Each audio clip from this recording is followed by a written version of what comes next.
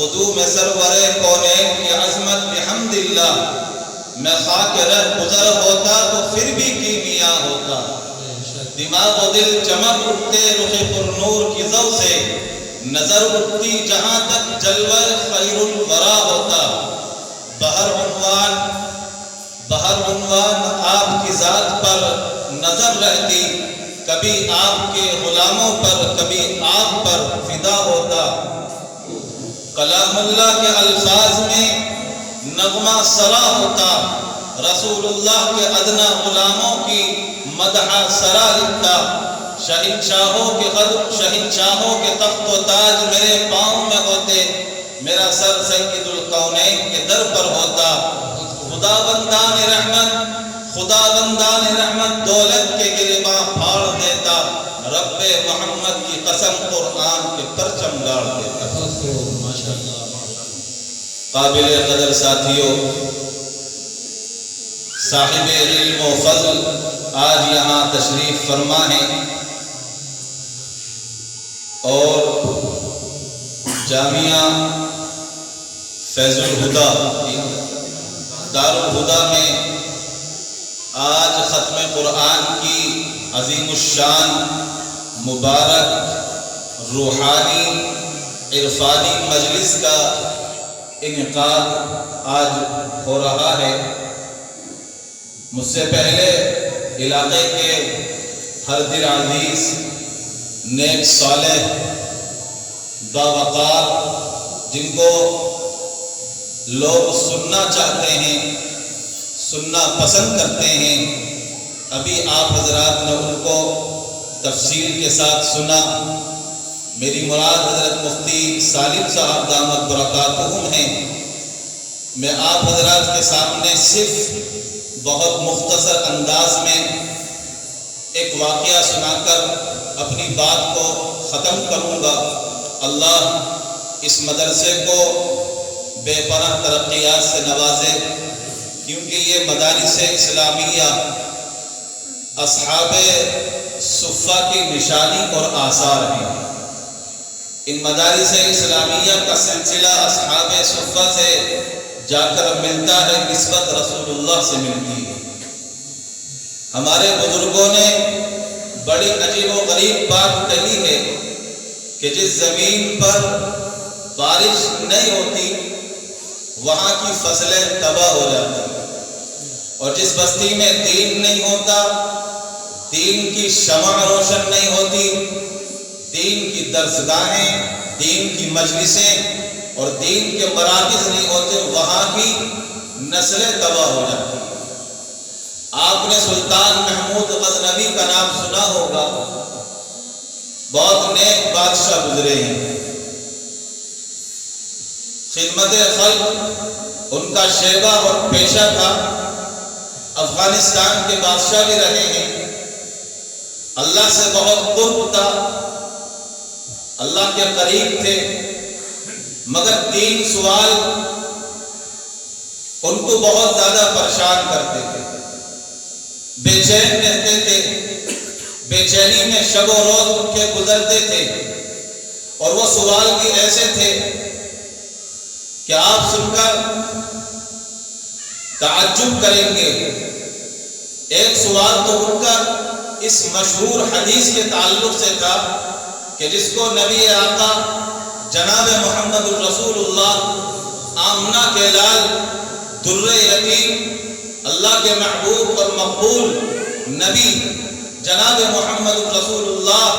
صلی اللہ تعالی علیہ وسلم نے 1400 سال پہلے حضرات علماء کرام کے بارے میں یہ ارشاد فرمایا تھا زبان مبارک سے، اور وہ ارشاد، وہ ملفوظ، وہ کلام، وہ جملے تا قیامت زندہ اور تابندہ رہیں گے۔ تاریخ میں، حدیث میں، زبان پر وہ حدیث پاک آتی رہے گی، اور بڑی مشہور حدیث ہے العلماء ورثۃ الانبیاء، کہ علماء نبیوں کے وارث ہیں۔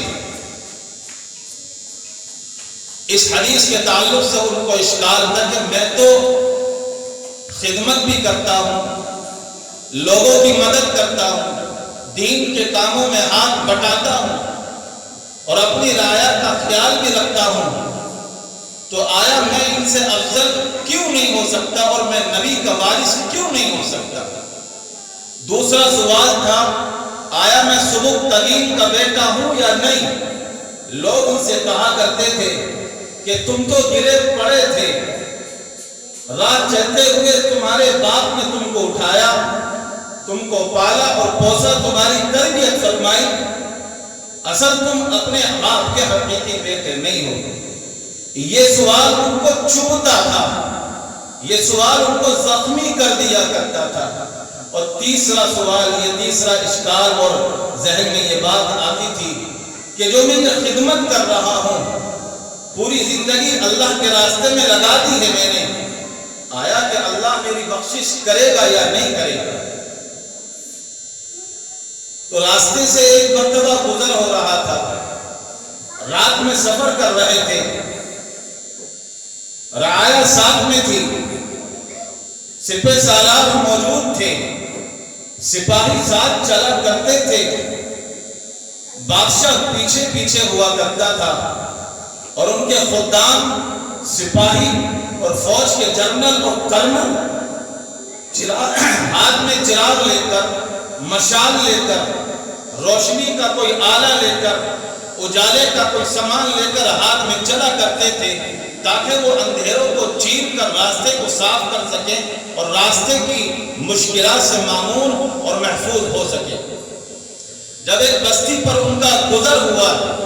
تو ایک مدرسے کے طالب علم کو دیکھا کہ وہ چوکیدار کی ایک لالٹین میں کتاب پڑھ رہا ہے اور کتاب کا مطالعہ کر رہا ہے، پھٹے پرانے کپڑے، پراگندہ حال۔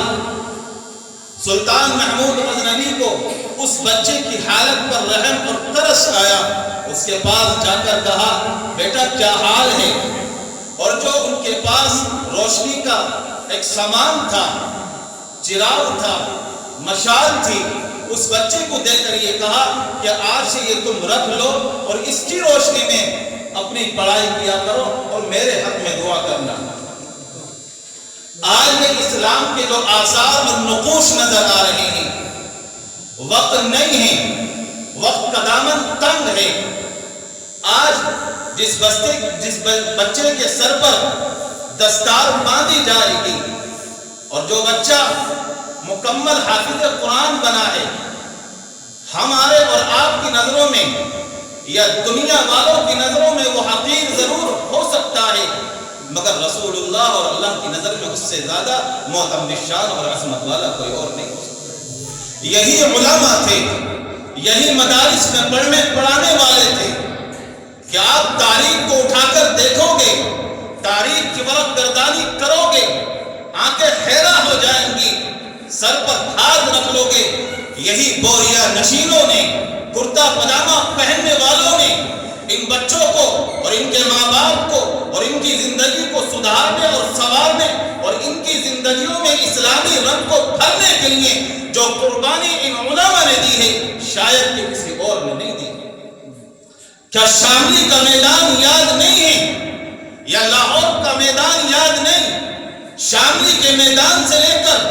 چاندنی چوک تک کوئی پیڑ، کوئی درخت باقی نہیں تھا کہ جس پر ان کرتا پجامہ پہننے والوں اور داڑھی والوں کی لاش اور